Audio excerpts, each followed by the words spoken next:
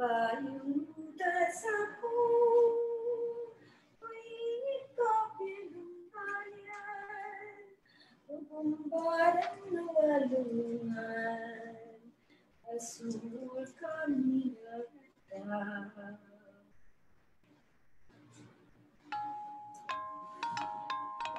Magandang hapon. Good afternoon, everyone. Magandang hapon, Pilipinas. Assalamualaikum. We are going to travel today to a far, far away land. It's not really that far away anymore because we have Zoom, right?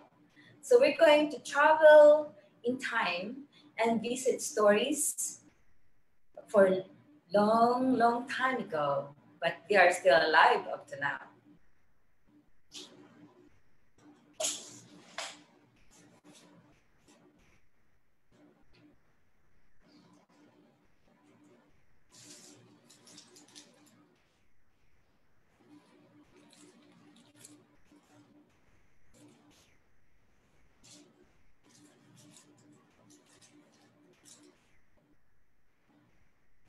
Long, long time ago, or once upon a time, the sun and the moon lives in the same place. Let's see, the arrow is the moon and the fan is the fan is the moon and the arrow is the sun.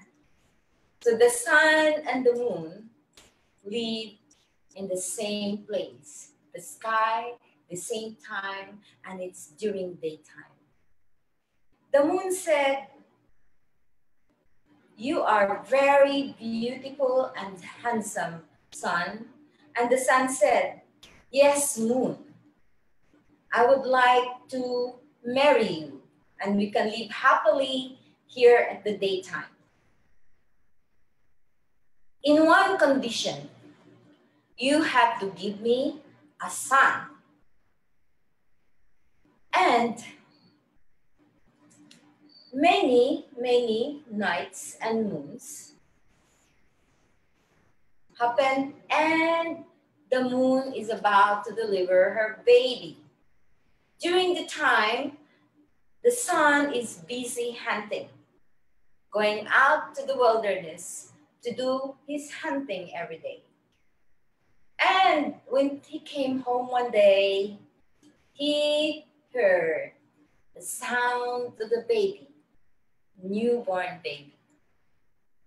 And it's a soft sound, a soft cry of a baby that is a sign of a baby girl. The sun warned the moon that if you're going to have a baby girl, I am going to kill that baby girl. So the moon, when she heard that the sun is going through their door, the moon jumped out the window and ran and ran and ran and ran while the sun is following the moon with an arrow because he is going to kill the baby girl. The moon ran and ran and ran until she reached the nighttime. And from that day on, and from that night on, the moon shines and decorated the night with stars. And once in a while, the moon makes the baby moon shine. But the moon still loves the sun. So she sent the message to the sun that I will just meet you in my own terms. And that is during dusk and dawn.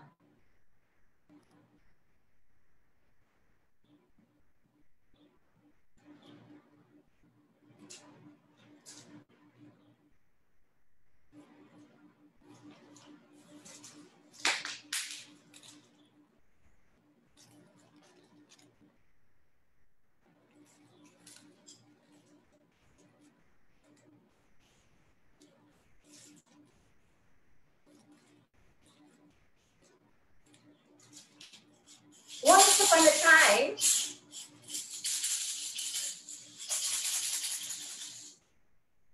there was no rain yet. So there lived the goddess and the god, and the 7 layers of the heaven. There, the goddess do little things like following up butterflies and little things that she has to stay at home. While the god, his name is Tungkulangit, he goes out and builds mountains, do lightnings and everything. So one day, Tungkulangit, who's the god, cannot find on Leon in the house anymore.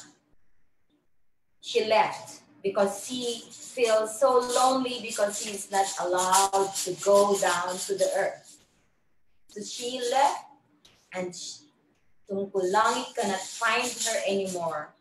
And so he threw his arrow far, and it struck the floor of the heavens. And when he took the arrow, he saw through the little hole that there his wife, the goddess, is so happy tending the flora and the fauna of the mountains and the rivers and the valleys. So he said, can you come back here to the heavens to me? And she said, no, I'm happy here. If you want, you come here and visit me. So this Tungkulangit, the god, can only find and see his wife if he will go down the form of rain.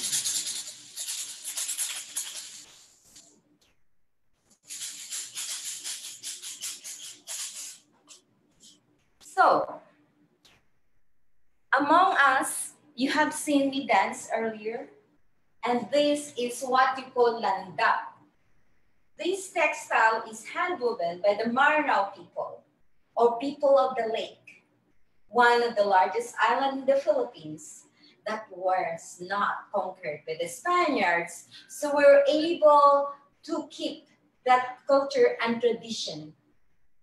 And up to the current, we still have this weaving, and this is inawol. Inawol, which is from the people of the flooded plains, or the Maguindanao people. And we have this. This is the weaving of the people of the strong current, or the Tausug people. Isn't that beautiful that we still have all these living traditions and can be seen through the mats? Look at this. This is a sample of the hand-woven grass. These are reeds from the muddy area, the marshy area, and turn into beautiful designs. These are from the Tausug people. And here goes the dreams of the weaver. You will see here designs. This is Tinala from the Tiboli people. The design that is telling the story of the dreams of the weaver. Today, you are going to see the beauty of each of these people whose living tradition are still existing down there in the southern part of the Philippines. Yet, these traditions are threatened because the so-called modern multinational companies wants the land of these indigenous people.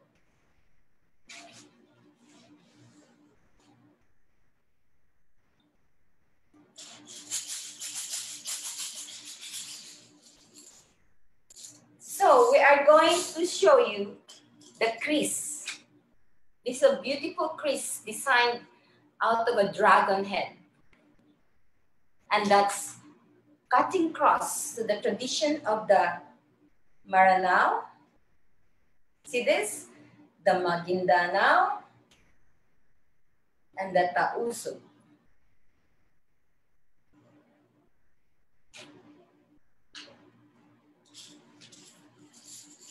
We are now going to travel to the people of the strong current, the Tausug people. Say, Tausug people lives in our archipelago down there in the southern Philippines.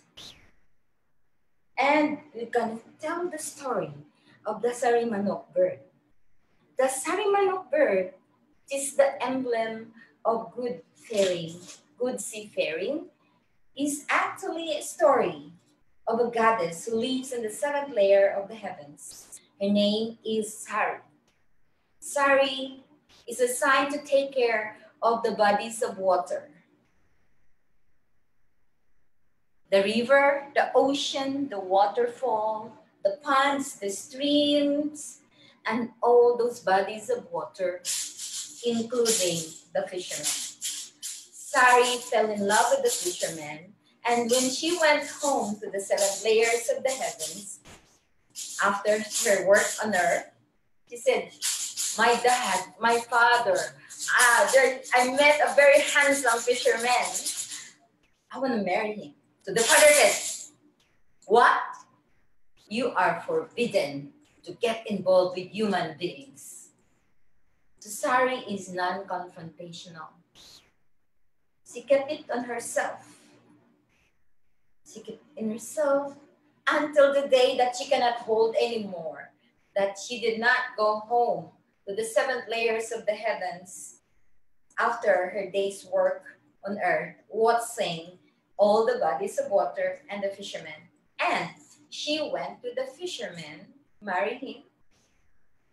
The next day, after their wedding, the fisherman cannot find Sari anymore.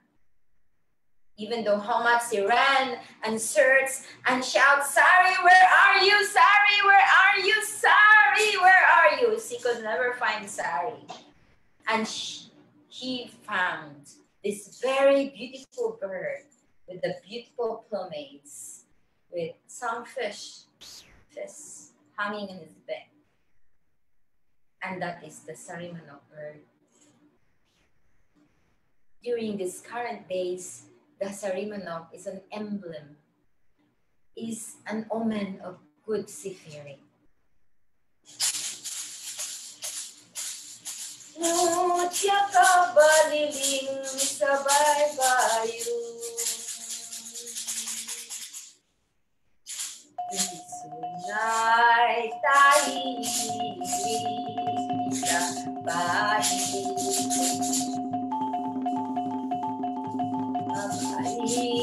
Sama lang ka, ito na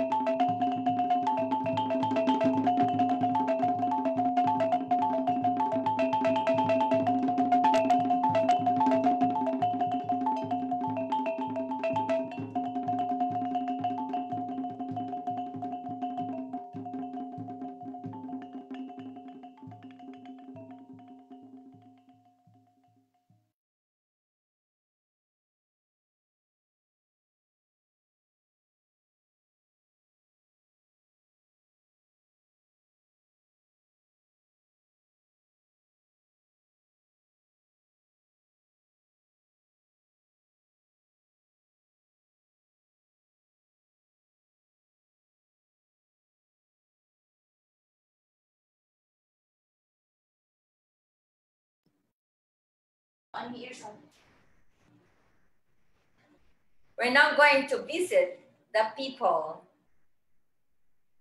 of the dream weavers, the Tiboli people. They are existing for the longest time in the southern part of southern Philippines until the day in 1976. People from the lowlands discovered that these people have a lot of minerals in their soil. And the Tiboli were able to preserve their stories, their oral traditions, their art. They're self-sustainable people because they're around the lake. And as I said earlier, that even their weavings tell their stories. They are still there around the lake. Lake Silutan, Lake Cebu, Lake Lahit, and with the 7-step falls that is so amazing, the beauty of nature. However, they are actually in a very threatened situation right now because there are multinational companies who like the fertile soil of the Tiboli people. So you can say Dole Pineapple there took over their land and United Fruits. So we are telling this story so everyone will know the beauty and the legend that is preserved for centuries, but also for everyone to know that we have to think and care for Mother Nature by taking care of our indigenous people. I was talking earlier that the Tiboli people are very self-sustainable people because they live around the lake. So one of that beautiful lake is called Cebu or Lake Cebu, and that's the name of the place. So the place is very famous of the epic Lamlunay that has been preserved since generation and still being chanted. And parts of it are still in the oral tradition. So one of the story is the story of Cebu, where the lake came from. So it's the legend of the lake, Cebu. Once upon a time, there was this frog. In America, it sounds ribbit, ribbit, ribbit. In the Philippines, mind you, the sound of the frog is kokak, kokak, kokak. So maybe as you listen to me, you can say ribbit, ribbit, or you want to imitate the Filipinos, so they say the frog, it sounds kokak, kokak, kokak. So Boo lives, is in the mountain, right?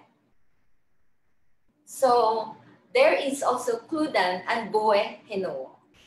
Kludan and Boe Hinuo are living in that forests, and Boe Hinuo really wonders why Kludan goes home with a wet hair. No, the hair of Kludan is long. And then he really wonders why every day, after day of hunting, when her husband comes home, his hair is wet and he looks so fresh. So he doubted Kludan. So one day, Boe Hinuo followed Kludan in the forests in secret, following him slowly. And there he saw her husband talking to a frog. And when he removed the frog, put the frog on the other side, on his right side, a spring rose. Water, beautiful, beautiful water, rushing upward like a fountain. And Kludan enjoyed himself. And that spring, that showers on him like a fountain. So then after his frolic with a beautiful spring, Kludan took Boo. The name of the frog, kukak, kukak, tribit, tribit, is Boo. And so he returned Boo to the spring, and the spring went down, and there's no more spring. That means Boo, Cebu, is guarding that spring. So what did Boe Hinuo did is she went to Boo. Boe Hinuo removed the frog, removed Boo, and then here goes the spring that is so refreshing water. And so Boe Hinoa enjoyed so much the beauty and the coolness and the refreshing water from that spring.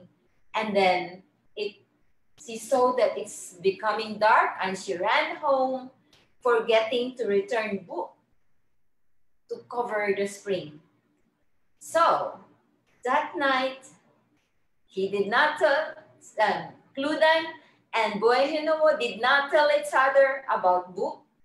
They went to sleep for the night, and in the middle of the night, their house was floating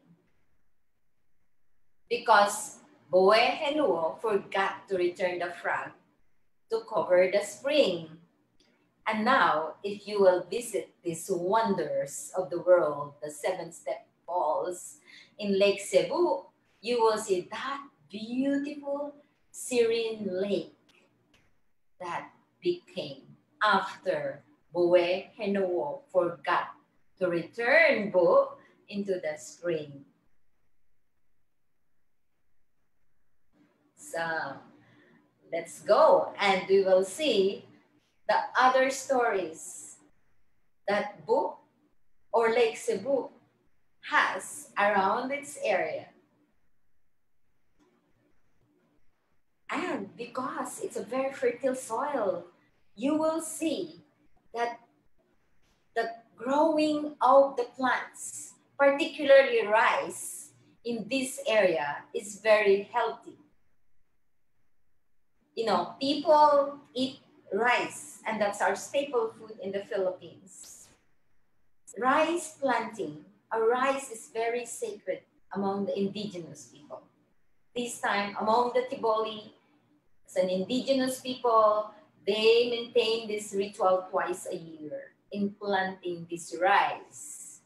And before the rice planting happens, there is this dance that would praise nature, Mother Earth, to guard or to give bounty to the fruits, to the harvest of this rice. So you're gonna see now and join us the ritual called Madal Tanong. Isodwata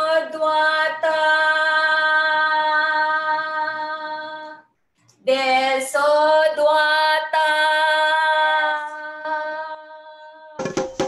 Desodwata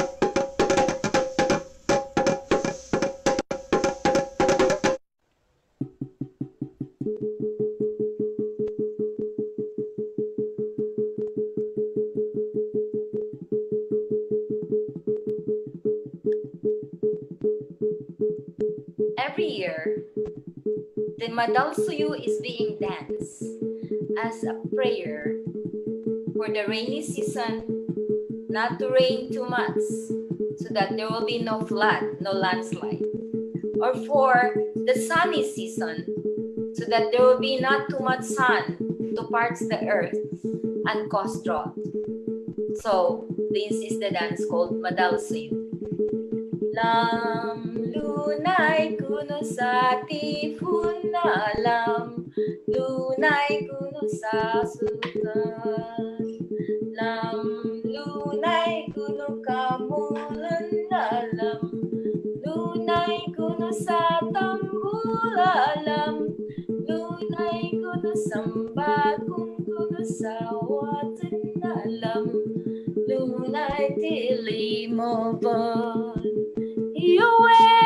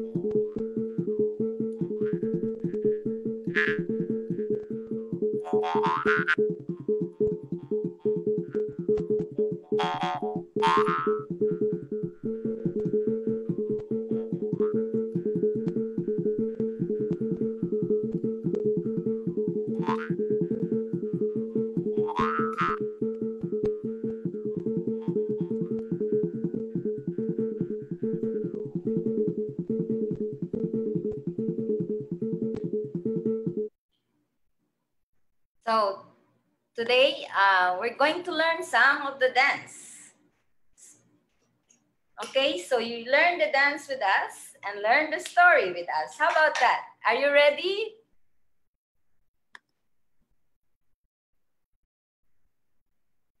Okay, so this is the rain.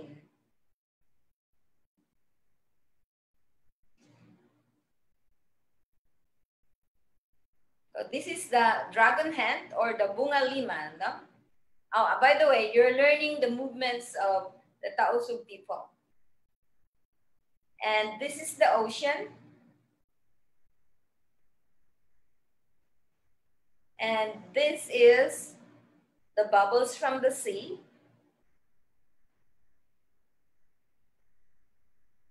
And this is the bird.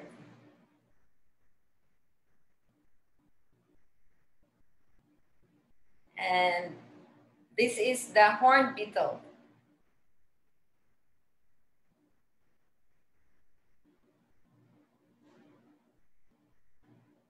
And this is the plant growing, the plant flowering.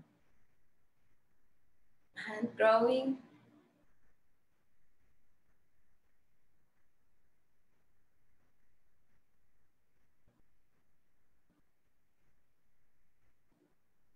Okay, again, let's do the bubbles from the sea.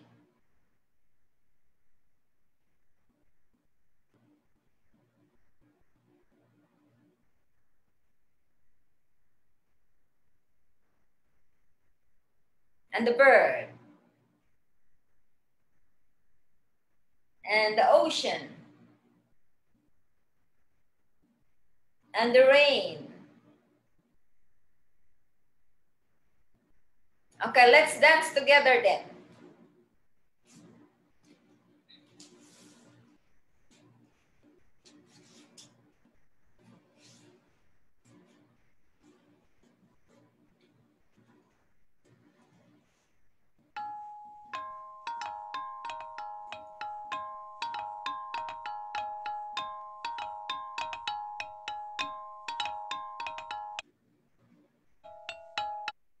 So try to learn the pakinikini, kakinikini of the Maranao.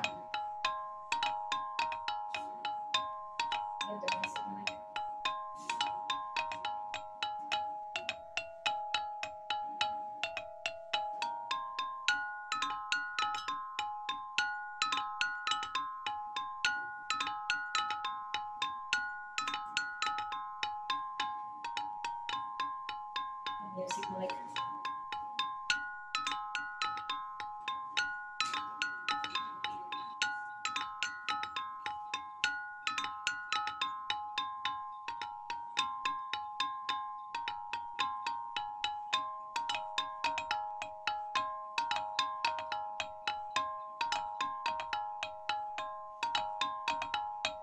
I'll continue my Moro dance.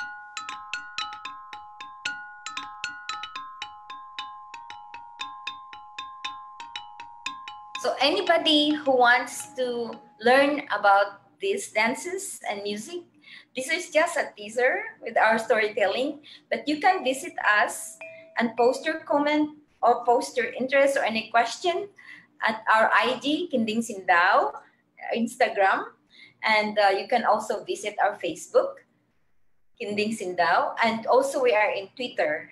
And do you want to know more information? You can visit our website, kindingsindaw.org. We have classes every Saturday at 3 p.m. You can message us in either Instagram or Facebook or Twitter and tell us that you're interested to attend our class so we can give you access to our Zoom classes during Saturday at 3 p.m. Also, we have other classes during the weekday. We will send you invitation. Send us your email and tell us who you are and and why interested to be with us. It's very exciting to learn a lot about the oral tradition of Southern Philippines. And Kinding Sindaw, we have classes, and we also have classes that invites tradition bearers directly from the people back in the Philippines, particularly the indigenous and the Moro people, tradition bearers. So join us and follow us in Instagram, Twitter, and Facebook.